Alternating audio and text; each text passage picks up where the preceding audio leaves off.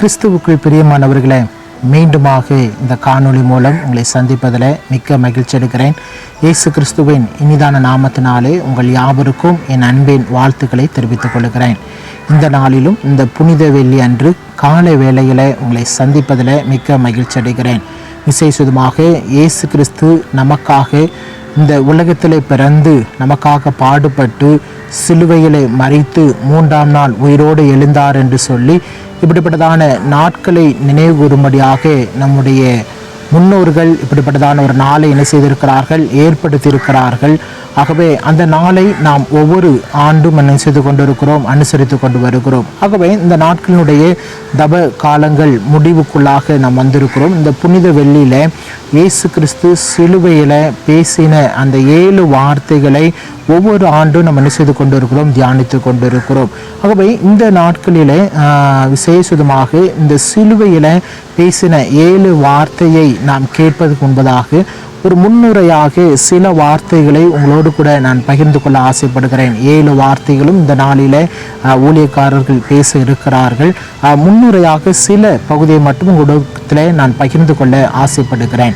பிரியமான என் தேவ சின்ன பிள்ளைகளை, சிலுவை என்று சொல்லுகின்ற பொழுது சிலுவை இயேசு கிறிஸ்து மரிப்பதற்கு முன்பு வரைக்கும் அது ஒரு அவமான சின்னமாய் காணப்பட்டது என்பதை நாம் அறிந்திருக்கிறோம். ஆனால் சிலுவையிலே எப்பொழுது இயேசு மரித்தாரோ அதன் பிறகு அது ஒரு புனித சின்னமாக அது மாறிவிட்டது. ஆகவே என் பிரியமான தேவ சின்ன பிள்ளைகளை, ஆகவே சிலுவை என்பது ஒரு அருவருக்கப்பட்ட ஒரு சபிக்கப்பட்ட ஒன்று. ஆனால் எப்பொழுது சிலுவையில தன்னுடைய இரத்தத்தை சிந்தி மரித்தாரோ அதுக்கு பின்பு அது ஒரு புனித மரமாய் மாறிவிடுகிறது. ஒருவேளை நியாயப்பிரமாண காலங்களிலே நாம் பார்க்கின்ற பொழுது ஒரு மரண தண்டனை என்று சொன்னால் நியாயப்பிரமாண காலத்தில் பார்க்கிறோம், மரண தண்டனை என்பது கல்லை வைத்து எரிந்து கொன்றதாக நிச்சயப்பட்டிருக்கிறது, காணப்படுகிறது. ஆனால் குறிப்பிட்ட காலத்திற்கு பிறகு இந்த சிலுவை மரண தண்டனையை முதலிலே அறிமுகப்படுத்தினது பொனிசியா என்கிறதான அருமையான நாட்டை சார்ந்தவர்கள் தான் என்ன செய்கிறார்கள், முதலாவது என்ன செய்கிறார்கள், உபயோகப்படுத்துகிறார்கள். பொனிசியா என்கிறதான அந்த நாட்டை சார்ந்தவர்கள் தான் முதலாவது இந்த சிலுவை தண்டனையை அறிமுகப்படுத்த. அதன் பின்பு தான் என்ன செய்யப்படுகிறது, ரோமர்கள் அதை என்ன செய்கிறார்கள், உபயோகிக்கிறார்கள். எப்படி மிகவும் கொடியமான ஒரு தண்டனை, அது மாத்திரமல்ல மிகவும் அருவருக்கத்தக்கதாக, ஒருவேளை குற்றவாளிகளிலே மிகப்பெரிய குற்றவாளிகளை சிலுவையிலே அறையும்படியாக ஒப்பு கொடுக்கிறதான ஒரு சம்பவத்தை தான் பார்க்கிறோம். ஆனால் அப்படிப்பட்டதான சிலுவையில இயேசு என்ன செய்கிறார், தம்மை தாமே ஒப்பு கொடுத்தார் என்று சொல்லி பார்க்கிறோம். பாருங்க, அப்படியாக இயேசுவை ஒரு பெரிய குற்றவாளியாக எண்ணி என்ன செய்கிறார்கள், சிலுவையில ஒப்பு கொடுக்கிறார்கள். ஒருவேளை அருமையான பிரியமான தேவச்சன பிள்ளை, எதற்காக ஒப்பு கொடுக்கப்பட்டார்? ஒருவேளை அவர் முற்றிலுமாய் பரிசுத்தமானவர், முற்றிலுமாக அவர் எல்லாவற்றையும் சிறந்தவர். ஆனால் நம்முடைய பாவங்களுக்காக என்ன செய்கிறார், அந்த சிலுவையினுடைய பாடுகளை அவர் ஏற்றுக்கொண்டார் என்பதை பார்க்கிறோம். ஒருவேளை இந்த சிலுவையை குறித்து நான் முதலாக சொன்னேன். இது முதலாவது என்ன செய்யப்பட்டது, ஒரு அருவருக்கு சின்னமாய் காணப்பட்டது. இயேசு கிறிஸ்து எப்பொழுது மரித்தாரோ அதன் பின்பு இது என்ன செய்து விட்டது, புனித சின்னமாய் மாறிவிட்டது. அது மாத்திரமல்ல, இந்த சிலுவை வடிவமும் பல வகையிலே இருந்திருக்கிறது. முதலாவது பார்க்கின்ற பொழுது டி டைப்ல இருந்திருக்கிறது, இரண்டாவது எக்ஸ் டைப்ல இருந்திருக்கிறது, மூன்றாவது என்ன செய்யப்பட்டிருக்கிறது, கிராஸ், அதாவது பிளஸ் சிம்பிள்ல என்ன செய்து இருந்திருக்கிறது.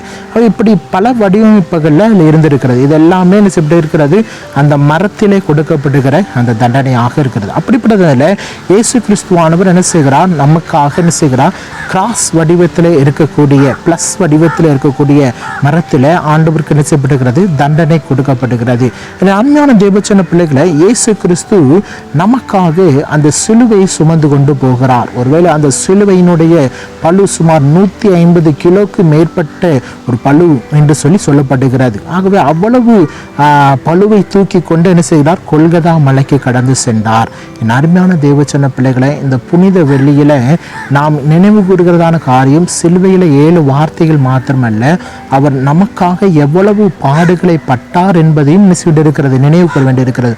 150 கிலோ, ஒரு நீங்க யோசித்து பாருங்க, ஒரு 50 கிலோ அரிசி மூட்டையை சுமந்து கொண்டோ இல்லைன்னா ஒரு 50 கிலோ இருக்கிற பொருளை சுமந்து கொண்டு மலை மேலே நம்ம ஏறி போனோம்னா எவ்வளோ கஷ்டப்படுவோம். ஆனால் இங்கே 150 கிலோவை சுமந்து கொண்டு இயேசு கடந்து சென்றார் என்பதை நாம் தெளிவாக பார்க்கிறோம். அவன் பிரியமான தேவச்சனவுகளை அவ்வளவு பாடுகள் என்னென்னு சொன்னால், அவர் கெத்செமனே தோட்டத்தில் பரிசேயர்களாலே அங்கே இருக்கிறதான ஆசாரியர்களாலே பிடிக்கப்பட்டு கடந்து செல்கின்ற பொழுது அங்கே நடைபெறுகிற சம்பவம் என்ன, அவர் பிடித்து கொண்டு போகிறார். ஏராளமான துன்பங்கள், போராட்டங்கள் எல்லாம் நடைபெறுகிறது. அது மாத்திரமல்ல, இங்கேயும் அங்கேயுமாய் அலக்களிக்கப்படுகிறார். இப்படி பல காரியங்கள். அது மாத்திரமல்ல, தொடர்ந்து அவர் என்ன செய்கிறார், சிலுவையில் அறையப்படுவதற்கு முன்பதாக என்ன செய்யப்படுகிறது, அந்த நாட்களில் சிலுவையில் அறையப்படுவதற்கு முன்பதாக சிலுவையில் ஒப்பு கொடுக்கப்பட்டவரை என்ன செய்ய வேண்டியிருக்கிறது, முற்றிலுமாக என்ன செய்ய அந்த சாட்டையினாலே கச்சடிகள் என்ன செய்ய வேண்டியிருக்கிறது, அடிக்க வேண்டியிருக்கிறது என்று சொல்லி பார்க்கிறோம். என் பிரியமான தேவச்சன பிள்ளைகளை,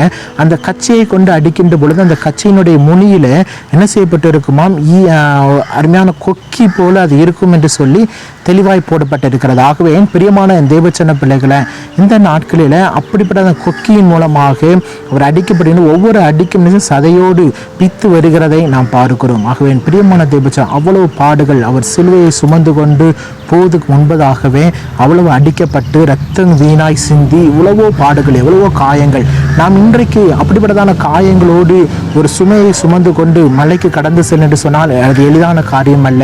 ஆனால் இயேசு அவ்வளவு பாரங்களையும் அவ்வளவு அடிகளையும் வாங்கி கொண்டு அவர் அவ்விதமாய் கடந்து சென்றார் என்று சொல்லி பார்க்கிறோம். ஆகவே என் பிரியமான தேவச்சன, சிலுவை தண்டனை என்பது ஒரு சாதாரணமானது அல்ல.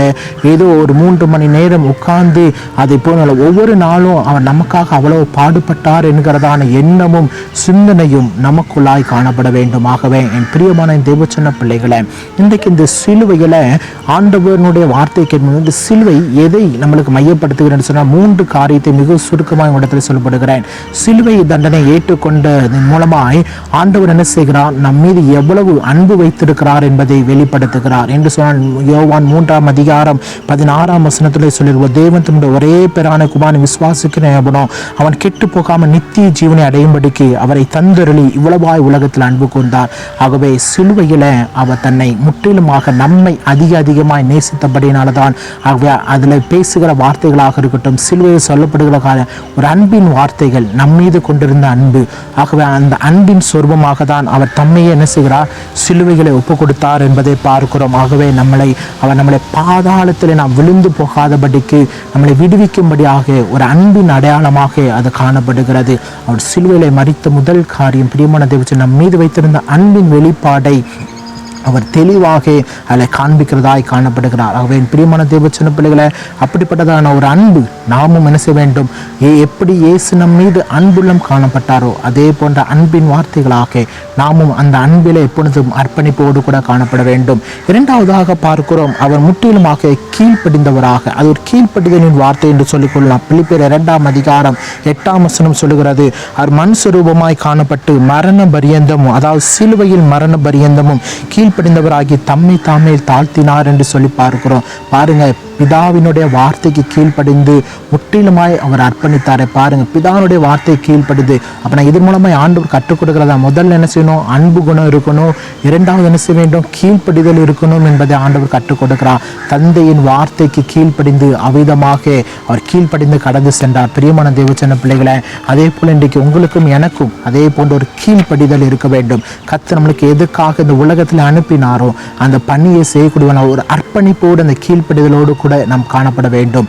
மூன்றாவது, அந்த சிலுவையினுடைய காரியத்தில் நாம் பார்க்கின்ற பொழுது ஒரு நம்பிக்கையின் வார்த்தை, அது ஒரு நம்பிக்கை, நம்முடைய வாழ்விலே நம்பிக்கை கொடுக்கக்கூடியதாய் காணப்படுகிறது. ஏனென்று சொன்னால் நன்கு புரிந்து கொள்ள வேண்டும், எப்படி இயேசுவானவர் பிதாவை நம்பினாரோ அதே போல நீங்களும் நானும் இன்னைக்கு யாரை நம்ப வேண்டியிருக்கிறது, கடவுளை, கிறிஸ்துவை நான் நம்பி இருக்க வேண்டும். அப்படிப்பட்ட நம்பிக்கையோடு கூட காணப்படுகின்ற பொழுதுதான் அது நம்முடைய வாழ்வில் ஆசீர்வாதத்தை கொடுக்கும். பாருங்க, இயேசு கிறிஸ்துவை சிலுவையில் 7 வார்த்தைகளை பேசின கடைசியில் பிதாவே என்று சொல்லி உங்களுடைய கைகளில் ஆவியை ஒப்புவிக்கிறேன் என்று சொல்லி பார்க்கிறோம். அது நம்பிக்கையின் வார்த்தைங்க. இன்றைக்கு உங்களுடைய வாழ்க்கையும் என்னுடைய வாழ்க்கையும் ஆசீர்வாதமாக இருக்க வேண்டும் என்று சொன்னால் அந்த வாழ்க்கையை கிறிஸ்துவனுடைய கரத்தில் கொடுத்து பாருங்க, அதுதான் உங்களுக்கு ஆசீர்வாதம். ஆகவே பிரியமான தேவ சின்ன பிள்ளைகளை, அதுதான் நம்முடைய வாழ்வில் பலனாக இருக்கிறது. அவன் இந்த நாளில் இந்த சிலுவையில் 7 வார்த்தைகளை நம்ம கேட்க போகிறோம். அதுக்கு முன்பதாக ஆண்டவர் சொல்லுகிறதான காரியம், இது ஒரு அன்பின் வார்த்தை, ஒரு கீழ்ப்படிதலின் ஒரு வார்த்தை, ஒரு நம்பிக்கையின் வார்த்தை. இந்த மூன்றும் எதை அதை வெளிப்படுத்துகிறது. அப்படிப்பட்ட எப்படி கிறிஸ்து அதை அர்ப்பணித்தாரோ அதே அர்ப்பணிப்பு நமக்குள்ளாய் காணப்பட வேண்டும். ஆக இந்த சிலுவை பாடுகளை ஏதோ ஒரு நாள் நினைத்து போவதற்காக அல்ல, ஒவ்வொரு நாளும் உங்களுக்காக எனக்காக பிடிக்கப்பட்டார். இனி பாவம் செய்யாதபடி கிறிஸ்துவனுடைய வார்த்தையை கேட்டு நம் அவ்விதமாய் அன்பின் அடையாளமாக, நம்பிக்கையின் அடையாளமாக நாம் காணப்படுவோம். கர்த்தர் நம்முடைய வாழ்வை ஆசீர்வதித்து கொடுப்பாராக. தொடர்ந்து நீங்கள் 7 வார்த்தைகளை கேளுங்கள், அது உங்களுடைய வாழ்வை மிகவும் பிரயோஜனமுள்ளதாக இருக்கும். ஆமென்.